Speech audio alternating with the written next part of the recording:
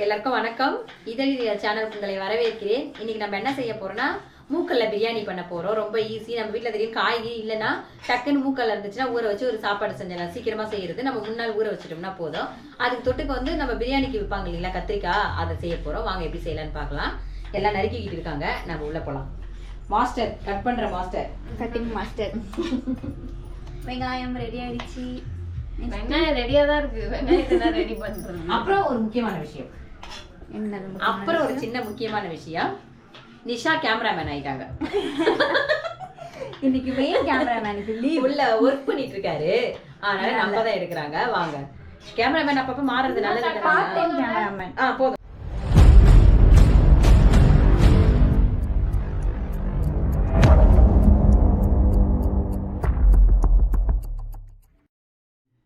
நம்ம இப்போ பிரியாணி செய்ய போயிடலாம். சென்னா பிரியாணி சேர்த்து சென்னா வந்து நான் நைட்டே ஊற வச்சுட்டேன்.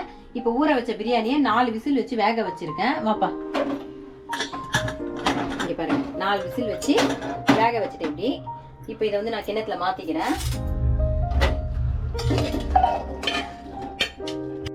இங்கே பாருங்க, அதே குக்கரை வச்சு எண்ணெய் ஊற்றிக்கிறேன்.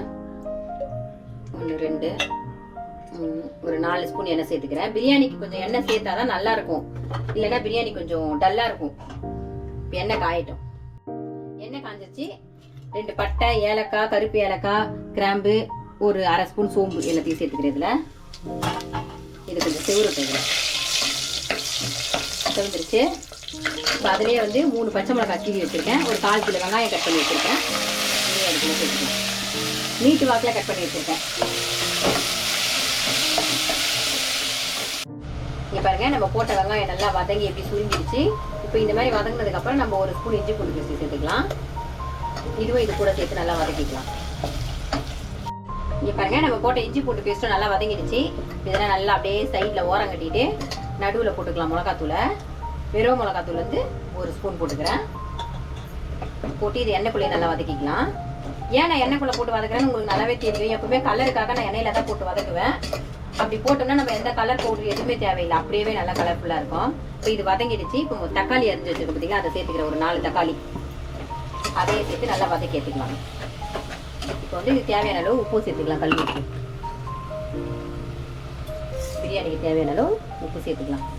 சேர்த்து இது வதங்கட்டும். அப்படியே கொஞ்ச நேரம் மூடி போட்டு விட்டோம்னா சீக்கிரம் வதங்கிடும். பாருங்க, நம்ம போட்ட தக்காளியும் நல்லா செவந்து வதங்கிடுச்சு. இப்போ இதுல வந்து பாதி கொத்தமல்லியும் பாதி இது புதினாவும் கட் பண்ணி வச்சிருக்கேன் குட்டி குட்டியா, அதையும் சேர்த்துக்கலாம். முழுசா கூட போட்டுக்கோங்க. இப்பதான் நான் குட்டி குட்டியா கட் பண்ணி போடுறேன், ஏன்னா வாயில தட்டுப்படாம இருக்கும். நல்லா வதக்கிடும். சாப்பிடும் போது சாதத்தோட சேர்த்து தனியா எடுத்து போடாம சாப்பிடுவாங்க, அதனாலதான் நல்லா இது வதக்கிக்கலாம். இதையும் பாருங்க, நம்ம போட்ட புதினாவும் நல்லா வதங்கிடுச்சு. இப்போ இது கூடயே தயிர் சேர்த்துக்கலாம். நம்ம தயிர் நீங்க ஐஸ்கிரீம் மாதிரி எடுத்துக்கோங்க. ஆமா, ஐஸ்கிரீம் தான், வீட்டுல போட்ட தயிர் தான். ஆமா, வீட்டில் தான் தயிர் கூட கடையில் வாங்க மாட்டேன், அதனால அது ஐஸ்கிரீம் மாதிரி தான் இருக்கும். ஸ்பெஷல் பாலில் போடுவேன். இந்த தயிரே இதில் சேர்த்துக்கலாம். சேர்த்து நல்லா கலக்கிக்கலாம். பார்த்தீங்களா, தக்காளியும் வதக்கிடுச்சு, தயிரும் போட்டு வதக்கிட்டோம். எப்படி எண்ணெய் திரியுது பாருங்க. இந்த மாதிரி வதக்கிக்கோங்க, அப்போ தான் நல்லா இருக்கும். அடுத்து நம்ம வேக வச்சிருந்த சென்னாவை சேர்த்துக்கலாம். அதில் தண்ணி இருக்குது, அதை வந்து நான் இருத்துட்டு போடுறேன், ஏன்னா மெஷர் பண்ணும்போது அதிகமாகிடும். அதனால அதை ஊற்றுவேன் நான். இதையும் ஊற்றி இதில் நல்லா கலக்கிட்டு, நான் நம்ம வீட்டில் எப்பவுமே அந்த பித்தளை கிளாஸ்ல தானே மெஷர் பண்ணுவேன். அதே பித்தளை கிளாஸ்ல 1.5 கிளாஸ் அரிசி போட்டிருக்கேன். நான் சாப்பாட்டு அரிசி தான் போட்டிருக்கேன், பிரியாணி அரிசி போடல. சாப்பாட்டு அரிசியில ஆஃப் பாயில் அரிசி போட்டிருக்கேன், புழுங்கல் அரிசி போடல. அதனால ஆஃப் பாயில் அரிசின்றதுனால நான் 1.5 கிளாஸ் தண்ணிக்கு 1.5 கிளாஸ் அரிசி தான். அரிசிக்கு 1.5 கிளாஸ் தண்ணி வைக்கிறேன். நல்லா 1.5 கிளாஸ் அரிசி 1.5 கிளாஸ் தண்ணி வச்சிருக்கேன், அவ்வளவுதான். அரிசி அளவுக்கு தண்ணி. ஆமா, ஒரே அளவுக்கு. இப்போ வந்து இதுக்கு மேல வந்து கரம் மசாலா போடுறேன், ஏன்னா முன்னாடியே போட்டா அந்த வாசனையெல்லாம் அடிச்சிடும். மேல போட்டீங்கன்னா தான் நல்லா வாசனை கலர்ஃபுல்லா வரும். அதனாலதான் வாசனை கலர்ஃபுல்லா வருமாங்க, கேட்டுக்கோங்க எல்லாரும். கலர்ஃபுல்லாவும் வரும், வாசனையும் நல்லா ஜம்முன்னு வரும். கலர்ஃபுல்லான வாசனை இப்பதான் கேள்விப்படுறேன். இப்ப இதுல உப்பு காரம் இருக்கான்னு பாத்துக்கலாம். நம்ம இதுல காரம் கரெக்டா இருக்கு, உப்பு மட்டும் கம்மியா இருக்கு. நான் கொஞ்சம் உப்பு சேர்த்துக்கிறேன். இது கொஞ்சம் கொதிக்கிட்டு அரிசி போட்டுக்கலாம். தண்ணி நல்லா கொதிக்குது. இன்னும் ஒரு முக்கியமான விஷயம், நான் அரிசியை வந்து 1/2 மணி நேரத்துக்கு முன்னாடி ஊற வச்சுட்டேன். அதனால தான் 1.5 டம்ளர் தண்ணி 1.5 டம்ளர் அரிசி போட்டுருங்க. நீங்க அப்படியே செய்யறதா இருந்தா டபுளா போட்டுக்கோங்க. நான் 1/2 மணி நேரத்துக்கு முன்னாடி ஊற வச்சுட்டேன் இந்த அரிசி. அதுவும் ஆஃப் பாயில் அரிசி. இது புழுங்கல் அரிசினா கண்டிப்பா 2 தான் போடணும், சாப்பாட்டு அரிசி போட்டீங்கன்னா. பாருங்க, நம்ம அரிசி போட்டோம். அரிசி போட்டதுக்கு அப்புறம் மேல வந்து ஒரே ஒரு ஸ்பூன் நெய் சேர்த்து நம்ம கிளறலாம் வேணாம், அப்படியே மேல இருக்கட்டும். இந்த ஸ்டவ் நான் ஆஃப் பண்ணிட்டு இப்ப அடுத்து சின்ன ஸ்டவ்ல மாத்தி வச்சுக்கிறேன். ஏன் சின்ன ஸ்டவ்ல மாத்திரன்னு கேட்காதீங்க. அது வந்து பெரிய ஸ்டவ்ல நம்ம கத்திரிக்காவை செய்யறதுக்காக. இப்போ இதை அப்படியே நான் விசில் போட்டு 2 விசில் தான், நான் ரொம்ப வைக்க மாட்டேன், பச்சை அது ஆஃப் பாயில் அரிசினால.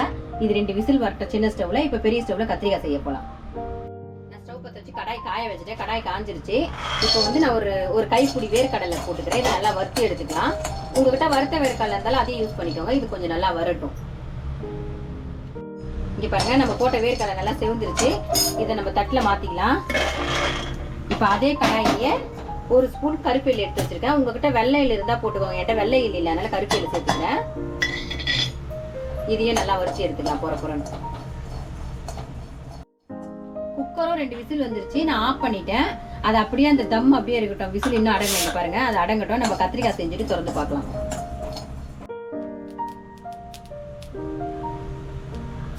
இங்க பாருங்க இப்படி புரியுது. இப்போ இதை மாத்திக்கலாம். மாத்திக்கிட்டு அதே கடாயிலேயே எண்ணெய் ஊற்றிக்கலாம். ஒரு 2 ஸ்பூன் எண்ணெய் சேர்த்துக்கிறேன். எண்ணெய் காயட்டும். எண்ணெய் காஞ்சிச்சு. 1 ஸ்பூன் கடுகு சேர்த்துக்கிறேன். கடுகு பொரிஞ்சிச்சு. ஒரு 15-20 இது போட்டிருக்கேன் மிளகு. ஒரு 1/2 ஸ்பூன் ஜீரகம். இதுவும் செவந்துட்டோம். நல்லா இதுவும் செவந்துருச்சு. ஒரு பெரிய பூண்டு வந்து உரிச்சு வச்சிருக்கேன், தூள் எடுத்து வச்சிருக்கேன். அது ஒரு 3 பச்சை மிளகா, ஒரு 3 தக்காளி கட் பண்ணி அதிலே சேர்த்துக்கலாம். பச்சை மிளகாய் கீரை இருக்கும். பச்சை மிளகாய் கீரிக்கு 3 பச்சை மிளகாய் அதிலே சேர்த்துக்கலாம். தக்காளி வதங்கிறதுக்கு அது புளிய உப்பு சேர்த்துட்டா சீக்கிரம் வதங்கிடும். அதுவும் சேர்த்துக்கலாம். நல்லா வதக்கிக்கலாம். இப்போ பாருங்க, நம்ம போட்ட தக்காளி நல்லா வதங்கி எப்படி மழை ஆயிடுச்சு கொல கொலன்னு. இப்போ வந்து நான் 2 கத்திரிக்காய் வந்து இப்படி அரிஞ்சு 2 போட்டு வச்சிருக்கேன். இந்த கத்திரிக்காய் வந்து இதுக்குள்ள சேர்த்துக்கலாம். உங்களுக்கு முழுசா வேணுனாலும் சேர்த்துக்கோங்க. நான் 2 போட்டிருக்கேன். இதையும் நல்லா இந்த எண்ணெய்க்குள்ள கொஞ்சம் வதக்கிக்கலாம். மூடி போட்டோம்னா சீக்கிரம் வதங்கிடும். அப்படி நான் மூடி போட்டு விடுறேன், வதங்குறேன். நம்ம கத்திரிக்காய் திறந்து பார்க்கலாம். இங்கே பாருங்க, நல்லா வதங்கி வந்துருக்கு. கொஞ்சமா ரொம்ப வதங்கினா கொஞ்சமாக தான் வதங்கிருக்கு. இப்போ இது மேலேயே வந்து ஒரு 1/2 ஸ்பூன் மஞ்சள், வெறும் மிளகாத்தூள் ஒரு 1/2 ஸ்பூனு, நான் குட்டி ஸ்பூனில் போடுறேன். தனியாத்தூள் ஒரு ஸ்பூன். இதையும் சேர்த்து இந்த தண்ணியில் எண்ணெயை வதக்கிக்கலாம். இப்போ வந்து இது நல்லா வதங்கிடுச்சு மசாலா. இப்போ இந்த தண்ணி கத்திரிக்காய் முழுகிற அளவு கொஞ்சமாக ஊற்றி இது வந்து நல்லா நம்ம மூடி போட்டு நல்லா வேகணும். மழைன்னு வந்து இன்னும் குழன்னு ஆயிடும் கத்திரிக்காய். அந்த அளவு வேக வச்சு எடுத்துக்கலாம். இங்கே பாருங்க, நம்ம போட்ட கத்திரிக்காய் நல்லா வதங்கிடுச்சு பார்த்தீங்களா? சூப்பரா வதங்கி எண்ணெய் பிரியுது. இப்போ இந்த ஸ்டேஜில் வந்து நான் வந்து ஒரு எலுமிச்சம்பழம் சைஸ்க்கு புளி எடுத்து கரைச்சி வச்சிருக்கேன். வடிகட்டி அதில் சேர்த்துக்கலாம். நீங்கள் கத்திரிக்காய் வதக்கும் போதே புளி ஊற்றுனீங்கன்னா கத்திரிக்காய் சீக்கிரம் வேகாது, லேட் ஆகும். அதனால இந்த மாதிரி வேக வச்சுட்டு அதுக்கப்புறம் கத்திரிக்காய் புளி ஊற்றுனீங்கன்னா நல்லா இருக்கும். சீக்கிரமாக வெந்துடும், வேலையும் சீக்கிரம் ஆகிடும். இதுவும் நல்லா இந்த கத்திரிக்காயோட சேர்த்து வதங்கி நல்லா சுண்டி வரட்டும். அது வரைக்கும் மூடி போட்டு விட்டுடலாம். அது வேகட்டும். அதுக்குள்ள நம்ம வருத்தம் பார்த்தீங்கன்னா வேர்க்கடலை அந்த தோல் உரிச்சி எடுத்து வச்சுருக்கேன். மிக்ஸி ஜாரில் சேர்த்துக்கிறேன். வறுத்த எள்ளையே சேர்த்துக்கிறேன். சேர்த்து இதை நல்லா தண்ணி ஊற்றி மழை அரைச்சி வந்துடலாம். நம்ம வேர்க்கடலையும் எள்ளையும் நல்லா தண்ணி ஊற்றி நல்லா மழை அரைச்சாச்சு. அடுத்து நம்ம இதை வேக வச்சுருக்க கத்திரிக்காவை பார்க்கலாம். இங்கே பாருங்கள், அதுவும் நல்லா தண்ணி இந்த புளியெல்லாம் ஊற்றினோன்னு நல்லா சுண்டிடுச்சு. நல்லா பார்த்தீங்களா? இப்போ இதில் வந்து நம்ம அரைச்சி வச்சுருந்த எள்ளையும் வேர்க்கடலையும் சேர்த்துக்கலாம். சேர்த்து தண்ணி ஊற்றி கொஞ்சமாக அலசி ஊற்றிக்கலாம். நான் மிக்ஸியும் தண்ணி ஊற்றி அலசி இதில் ஊற்றிக்கிட்டேன். இதை நல்லா கலரி சும்மா ஒரு கொதிக்க வச்சு இறக்கிக்கலாம்.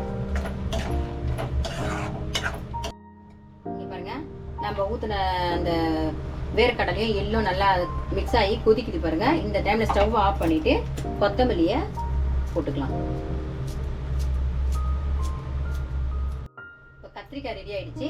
அடுத்து வந்து நம்ம சாப்பாடு வச்சோம்ல, அதை திறந்து பார்க்கலாம். நல்லா ஜம்முன்னு வந்துருச்சு பாருங்க. இவ்வளோ பலன்னு சூப்பராக வந்துருச்சு.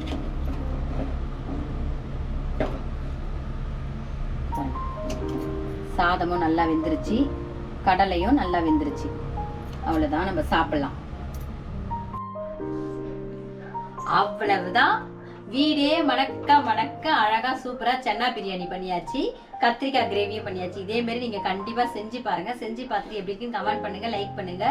முக்கியமாக வந்து நம்ம சேனலை சப்ஸ்கிரைப் பண்ணனால பரவாயில்ல, லைக் பண்ணுங்க. நிறைய பேர் வந்து சேனல் வந்து நம்ம வீடியோ வந்து நோட்டிஃபிகேஷனில் காமிக்கல, வீடியோவே போடலையான்னு கேட்குறாங்க. வழியில் பார்க்குறவங்களும் வீடியோ போடுறது இல்லையாக்கான்னு கேட்குறாங்க.